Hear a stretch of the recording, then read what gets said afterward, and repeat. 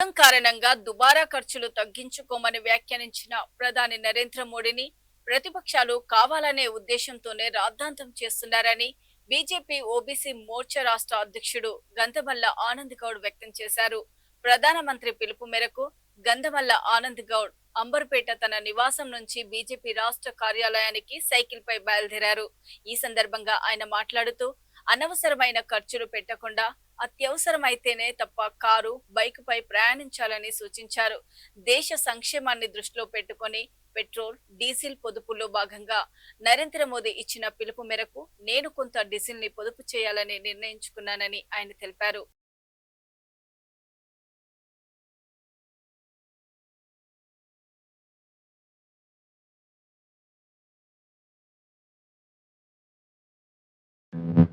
ముఖ్యంగా ప్రపంచ దేశాలలో యుద్ధ వాతావరణం నెలకొన్నప్పుడు మన భారతదేశంలో కొన్ని వస్తువులు మనము దిగుమతి చేసుకోవాల్సిన పరిస్థితి వచ్చినప్పుడు మన భారత ప్రధానమంత్రి శ్రీ నరేంద్ర మోడీ గారు కొన్ని మనం దిగుమతి చేసుకునే వస్తువులను అవసరం ఉన్నంత వరకే వాడుకొని కొద్దిగా మనం దాని మీద శ్రద్ధ వహిస్తే మన దేశము ఆర్థిక పరిస్థితి మెరుగుపడుతుంది. మనకు రాబోయే కాలంలో ఇబ్బంది కలగొద్దంటే బంగారం విషయంలో కానీ, పెట్రోల్ విషయంలో కానీ, వంట నూనెల విషయంలో కానీ కనీసము కొద్దిగా పొదుపుగా వాడితే దానివల్ల మన ఆర్థిక పరిస్థితి మెరుగుపడుతుంది.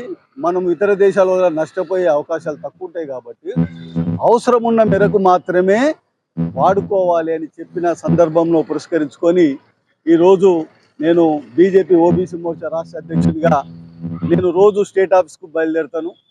కాబట్టి వారానికి ఒక రోజు సైకిల్ పైన, వారానికి 2 రోజులు నా స్కూటర్ పైన పోయి అవసరం ఉన్నప్పుడు మాత్రమే కారు వాడుకోవాలి.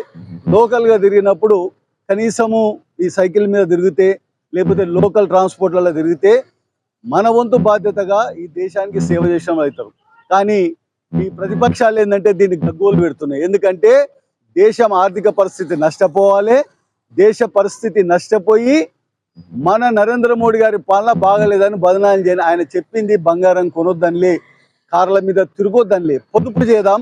అనవసరము కొన్ని రోజులు ఈ యుద్ధము ముగిసే వరకు కూడా ఈ క్రూడ్ ఆయిల్ ధరలు తగ్గేంత వరకు కూడా కొద్దిగా మనం తగ్గించుకుంటే విదేశ మాదక ద్రవ్యం ఏంటంటే కొద్దిగా మన కంట్రోల్కి వస్తే మన ఆర్థిక పరిస్థితి బాగుంటుంది. ధరలు పెంచవలసిన అవసరం ఉండదు. అన్ని రకాలుగా బాగుంటుంది. అంటే దీన్ని చెడు అర్థాలు తీసుకుంటూ సోషల్ మీడియాలో అనేక విధాలుగా పెడుతున్నారు. ఇది తప్పు. మన దేశం బాగుంటుంది. కరోనా తర్వాత కూడా ప్రపంచ దేశాలు ఎంతో ఆగమాగమై నష్టపోయి, కానీ నరేంద్ర మోడీ గారి పాలన వలన, ఆయన పరిపాలన వలన ఇవాళ కరోనా తర్వాత కూడా దేశ ఆర్థిక పరిస్థితి ఏమాత్రం నష్టపోకుండా మనం విజయవంతంగా ముందుకు వెళ్ళినామంటే ఆయన చేసిన విధానాలు, కరోనాలో ఆయన పాటించిన విధానాలు.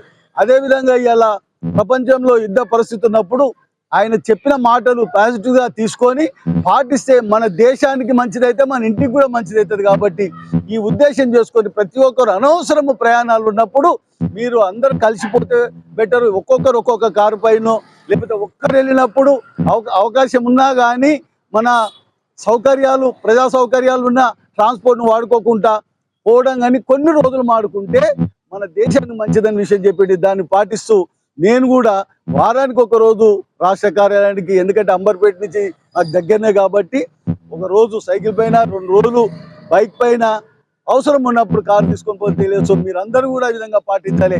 అనవసరపు ప్రచారాలు, గ్లోబల్ ప్రచారాలు చేయకుండా ఇది దేశానికి చేసే సేవలాగానే అనుకొని అవసరం ఉన్నప్పుడు అన్నీ వాడుకోవాలి, అవసరం లేనప్పుడు తగ్గించుకోవాలి, కొన్ని రోజులు మాత్రమే చెప్పింది. కాబట్టి దానికి అనుకూలంగానే మా ప్రధానమంత్రి చెప్పిన అనుకూలంగానే ఈరోజు నుంచి మేము ఇది పాటించాలని నేను ఎంచుకున్నాను.